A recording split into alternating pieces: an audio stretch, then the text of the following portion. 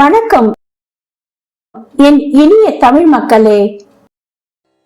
எல்ல இளங்கிரியே இனம் உறங்குதியோ சில்லென்றழியேன் மின் நங்கை மீர் போதறிகின்றேன் வல்லை உன் கட்டுரைகள் பண்டே உன் வாயிருந்தும் வல்லீர்கள் நீங்களே நானே தான் ஆயிடுக ஒல்லே நீ போதாய் உனக்கென்ன வேறுடையை எல்லோரும் போந்தாரோ போந்தார் போந்தி எண்ணிக்குள் வல்லானே கொன்றானே மாற்றாரே மாற்றழிக்க வல்லானே மாயானே பாடேலோர் எம்பாவாய். எலே என் தோழியே, இளமை கிளியே, நாங்கள் எல்லாம் உனக்காக எவ்வளவு நேரம் காத்திருந்தும் இப்படி எல்லாம் அழைத்து உறங்குகின்றாயே என்று சற்று கடுமையாகவே தோழிகள் அவளை அழைத்தனர். அப்போது அந்த தோழி கோபத்துடன், என்னை அழைக்காதீர்கள், இதோ வந்து விடுகிறேன் என்கின்றாள். உடனே தோழிகள், உன்னுடைய வார்த்தைகள் மிக நன்றாக இருக்கிறது, இவ்வளவு நேரம் தூங்கிவிட்டு இப்போது எங்களிடம் கோபிக்காதே என்கிறாயே என்று சிரிசிரித்தனர்.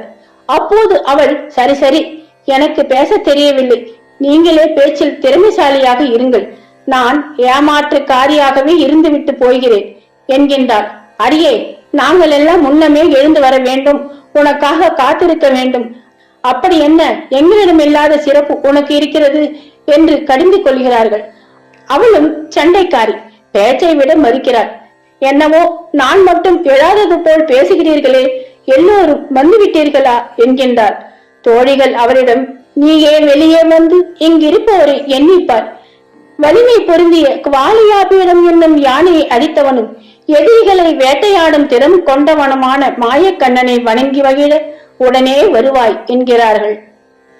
தன் மகன் பரதன் உள்பட அனைவராலும் வெறுத்து ஒதுக்கப்பட்டு தவறாக புரிந்து கொள்ளப்பட்டு 14 வருடங்கள் மனத்துயரை அனுபவித்தவள் கைகேயி. இறுதியில் அனுமன் வாயிலாக அவளின் தியாக உள்ளம் வெளிப்படுகிறது. வாருங்கள் பார்க்கலாம். ராவணவதம் முடிந்து சீதை, லட்சுமணர், வானர ராட்சச படைகளுடனும் அவர்களின் குடும்பத்தினருடனும் ஸ்ரீராமர் புஷ்பக விமானத்தில் அயோத்திக்கு திரும்பும் வழியில் பரத்வாஜ மகாமுனியின் அழைப்பை ஏற்று அவருக்கு ஏற்கனவே வாக்களித்தபடி இரவு அங்கு தங்கினார். விடிந்தால் 14 வருடங்கள் முடிந்த நிலையில் பரதனும் சத்ருக்னனும் அக்னி பிரவேசம் செய்யக்கூடும் என்பதால் அவர்களை தடுத்து நிறுத்தி தன் வந்து கொண்டிருக்கும் செய்தியை கூற அனுமன் ஸ்ரீராமரால் அனுப்பப்பட்டார். அவரும் நந்தி கிராமத்திற்கு வந்து அவர்கள் நெருப்பில் விழுவதிலிருந்து காத்த பிறகு பரதனிடம், அம்மா எங்கே, நமஸ்கரிக்க வேண்டும் என்றார் அனுமார். பரதனும் ஸ்ரீராமனை பெற்ற பாக்கியசாலி அன்னை கௌசல்யை இதோ என காட்டினான். அவளை வணங்கிய பின் மறுபடி, அம்மா எங்கே, நமஸ்கரிக்க வேண்டும் என்றார் அனுமார். ஸ்ரீராமனை கணவன் பிரியாது சேவை செய்த பாக்கியசாலி லட்சுமணனையும் என் தம்பி சத்ருக்னனையும் பெற்ற அன்னை சுமித்திரை இதோ இவர் என காட்டினான் பரதன். அவளையும் வணங்கிய பின்னரும் வெளிப்படையாக உன்னை பெற்ற தியாகி அன்னை கைகேயி எங்கே, நமஸ்கரிக்க வேண்டும் என்றார் அனுமார். துணுக்குற்ற பரதன், அவள் மகாபாவி ஆயிற்று, அவளுக்கு மகனாக பிறக்கும் அளவிற்கு பாவம் செய்து விட்டேனே என நான் வருந்தாத நாள் இல்லை, அவளுக்கு நீங்கள் ஏன் நமஸ்காரம் செய்ய வேண்டும் என கேட்டான். அப்போது அனுமான் பிறர் அறியாத கைகேயின் பெருமைகளை கூறினார். பரதா, நீயோ இந்த உலகமோ அவளை அறிந்து கொண்ட லட்சணம் இவ்வளவுதான். உன் தாயார் எவ்வளவு தன்னலமற்ற தியாகி தெரியுமா? தசரதரின் தாயார் இந்துமதி மிகுந்த இலகிய மனம் படைத்தவர். செடி கொடிகளிலும் உயிரோட்டத்தை உணர்ச்சிகளை கண்டவள். அவளுடன் ஒரு நாள் சிறுவனாக தசரதன் உத்தியாவனத்தில் திரிந்த பொழுது தலதலவென பொன்னிறத்தில் மினுமினுத்த தளிர் ஒன்றை கொடியிலிருந்து ஒடித்து விட்டான். ஒடிந்த இடத்திலிருந்து பால் வடிவதைக் கண்டு பதறிய இந்துமதி தன் குழந்தையான தளிரை பிரிந்து, இந்த கொடி எப்படி கண்ணீர் வடிக்கிறதோ அப்படியே உன் மகனை பிரிந்து நீ கண்ணீர் வடித்து மடிய கடவாய் என சாபமிட்டாள்.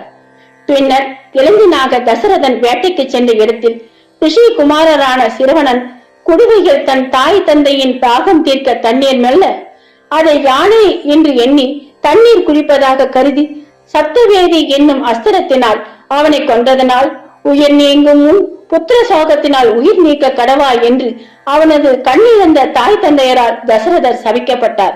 தசரதர் பெற்ற இவ்விரண்டு சாபங்களையும் பற்றியும் நன்கு அறிந்திருந்தாள் கைகேயி. தசரதர் ராமருக்கு எவ்வளவு சீக்கிரம் பட்டம் கட்ட முடியுமோ அவ்வளவு விரைவில் முடிசூட்ட நிச்சயித்து தன் அரசவை ஜோதிடர்களை வற்புறுத்தி குறித்த முகூர்த்தத்தின் பின்விளைவுகளை பல கலைகளையும் சாஸ்திரங்களையும் அறிந்து தன் தந்தையிடம் இருந்து தான் முழுமையாக கற்றிருந்த ஜோதிடத்தின் மூலம் கோசலை ராஜ்யத்தின் ஜாதகத்தினை ஆராய்ந்து நன்கு அறிந்திருந்தாள் கைகேயி. அந்த முகூர்த்தத்தின்படி ஸ்ரீராம பட்டாபிஷேகம் நிகழ்ந்திருந்தால், ராஜ்யபாரத்தில் ஸ்ரீராமன் அன்று அமர்ந்திருந்தால் அதுவே அவனது ஆயுளை முடித்திருக்கும். புத்திரசோகம் தசரதனையும் முடித்திருக்கும். புத்திரசோகம் எப்படியும் நிகழ வேண்டும் என்னும் பொழுது அது ஸ்ரீராமனை விட்டு தற்காலிக பிரிவா நிரந்தர பிரிவா என்பது தான் பிரச்சனை. தனக்கு வைத்தியம் வந்துவிடும் என்று தெரிந்திருந்தும் ஸ்ரீராமனின் உயிரை காப்பாற்ற நிச்சயித்தாள் உன் அன்னை. அந்த கணக்கில் அரணாக இருப்பவன் உயிர் நீப்பது ராஜ்யத்தின் ஜாதக அமைப்பின்படி நிச்சயம் என்ற நிலையில் ஏற்கனவே ஆண்டு அனுபவித்து முதியவனாகிவிட்ட தசரதன் உயிர் நீப்பதே மேல் என அவள் எண்ணினாள். அப்போது கூட அவள் கேட்க விரும்பியது 14 நாட்கள் வனவாசம். வாய் தவறி அது 14 வருடங்கள் என வந்துவிட்டது. ஒரு கணம் கூட ராமனை பிரிவதை சகிக்காத தசரதற்கு இதுவே உயிரை கொள்ளும் விஷமாகிவிட்டது. எந்த பெண் தன் சௌமாங்கல்யத்தை கூட பணியம் வைத்து மாட்டான் மகனை காப்பாள்?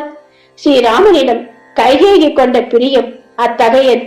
நீ ராஜ்யத்தை ஏற்க மாட்டாய் என அவளுக்கும் தெரியும். ஆகவே தான் அத்தகைய வரத்தை கேட்டாள். ஒரு கால் நீ ஏற்றால் ஸ்ரீராமனின் உயிர் காக்க உன்னையும் இழக்க அவள் தயாராக இருந்தாள்.